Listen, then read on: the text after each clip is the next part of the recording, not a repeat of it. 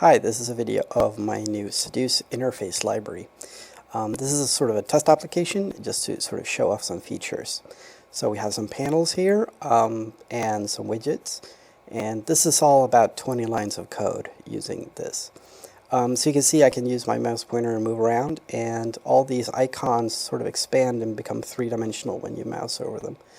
Because I wanted them to be somewhat inconspicuous and not too visible when you're not operating them, and then they sort of come to life when you touch them. This is all full multi-touch, so right now I'm using a computer that doesn't have multi-touch, but it does. So the entire interface is scalable, so I can make any panel larger or smaller. I can do whatever I want really, and I can also use pinch, and I can rotate everything, so all this is OpenGL full 3D. So let's look at some of these widgets we have here. So this is a slider, and instead of having a normal slider, it's a directional slider. So this is 0 and going all up to 100%. And it has these little snap widgets here, so you can snap to 25% if you want, or half, or all these different, but you can also go outside and do freeform. So the nice thing about this is that the slider uses very little space. It's only as big as you can click on it, and then when you click on it, it actually expands and uses the entire screen. So you get a lot of resolution if you want to do very fine tweaks. Next we have a color selector. So if I click on this, I can select a color.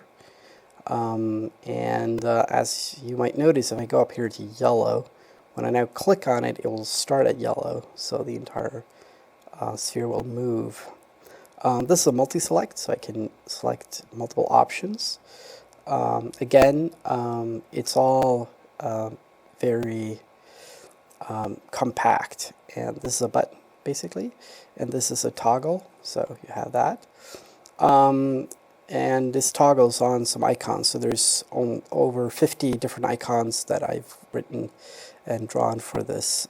So more is coming obviously, but it gives you an idea. So here I can see I can move over stuff. You can see how they sort of expand in 3D when I mouse over them, which is kind of neat. Next, I want to show that all this stuff is actually animated as well.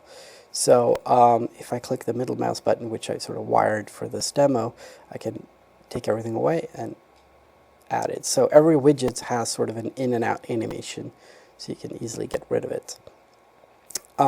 Next I want to show how to use this with a controller, because this is obviously really good for a pointer, but what if you don't have a pointer?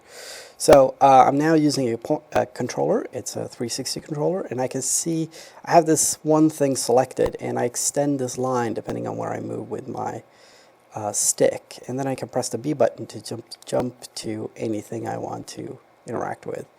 So now that I'm over on this thing, I can just press A and start moving it around, or I can go over to the slider, press A, and do everything I really did with the mouse pointer.